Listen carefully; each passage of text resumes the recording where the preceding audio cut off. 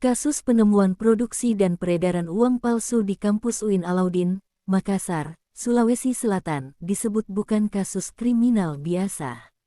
Uang palsu juga dibuat dengan modal produksi yang sangat besar.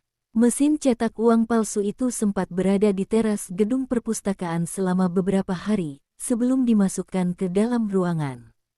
Guru besar sekaligus budayawan dari UIN Alauddin Makassar Prof. Moh Kasim Matar menyayangkan kasus ini. Peristiwa ini terjadi di lingkungan kampus Islam terbesar di kawasan timur Indonesia. Kasim mengatakan, peristiwa ini menjadi bukti lemahnya pengawasan kampus. Ini bukan kriminal biasa. Uang palsu mengganggu stabilitas ekonomi dan kedaulatan negara. Saya berharap aparat mengusut tuntas kasus ini dan tidak berhenti hanya pada kepala perpustakaan. Jangan hanya dia sendiri yang dijadikan tumbal. Pihak-pihak lain harus diusut, katanya, Jumat tanggal 20 Desember tahun 2024. Pantauan Kompas di kampus UIN pada Jumat siang menunjukkan aktivitas di perpustakaan nampak sepi. Hanya seorang petugas keamanan yang berjaga di dekat pintu masuk gedung. Gedung perpustakaan menjadi satu dengan pusat penelitian dan terletak agak di belakang. Seperti bangunan-bangunan lainnya, gedung ini juga terpisah. Bangunan ini terdiri atas 4 lantai dan ruangan kepala perpustakaan berada di lantai 3. Saat polisi menggerebek, mesin berada di lantai 1. Letaknya agak masuk ke semacam koridor yang jarang dilalui. Berdasarkan informasi yang diperoleh, sejumlah pegawai perpustakaan mengaku sering diminta membawa bungkusan-bungkusan besar ke ruangan kepala perpustakaan. Namun, mereka hanya tahu bungkusan itu adalah kertas dan buku. Setelah kasus ini mencuat, mereka menduga bungkusan itu adalah bahan pembuatan uang palsu. Adapun mesin cetak, disebut untuk mencetak buku dan berbagai bahan lain yang harus dicetak. Beberapa kali petugas keamanan atau mahasiswa mendengar ada aktivitas di perpustakaan pada malam hari.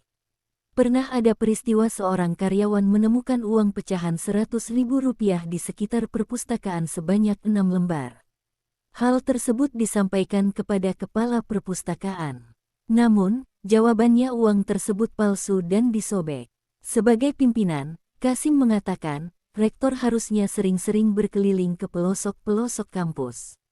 Dia mengatakan dengan peristiwa ini, mestinya Rektor UIN Alauddin Hamdan Juhanis mundur dari jabatan sebagai bentuk tanggung jawab moral. Mesin itu pernah beberapa hari ada di teras perpustakaan. Bagaimana mungkin hal seperti ini tak dipertanyakan? Saya juga mendengar sebelum kasus ini mencuat, ada larangan bagi mahasiswa untuk berada atau beraktivitas di kampus pada malam hari, kata Kasim. Sebelumnya Hamdan Juhanis mendukung upaya polisi mengusut tuntas kasus ini. Dia mengaku marah, malu, dan tertampar atas kejadian ini. Mati-matian kami membangun reputasi kampus dan dengan sekejap dihancurkan. Itu sebabnya kami ambil langkah, setelah ini jelas, oknum yang terlibat dari kampus, langsung kami pecat, katanya. Kasus uang palsu ini menjadi ramai dan menarik perhatian sejak pertengahan pekan lalu.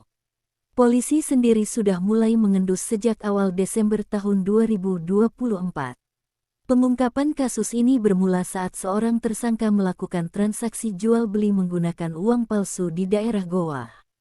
Penyelidikan dilakukan hingga ditemukan informasi terkait pembuatan uang palsu di ruang perpustakaan UIN Alauddin Makassar.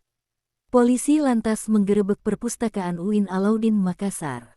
Di tempat itu, polisi menemukan peralatan pembuatan uang palsu, yakni mesin cetak dan perlengkapan lain seperti kertas dan tinta. Selain itu, ditemukan uang yang sudah dicetak dengan nilai setara ratusan juta. Kepala Polda Sulsel Inspektur Jenderal Yudiawan Wibisono mengatakan, dari hasil penyelidikan, hal ini diduga sudah lama direncanakan. Sindikat pelaku ini mulai mempelajari pembuatan uang palsu pada 2010.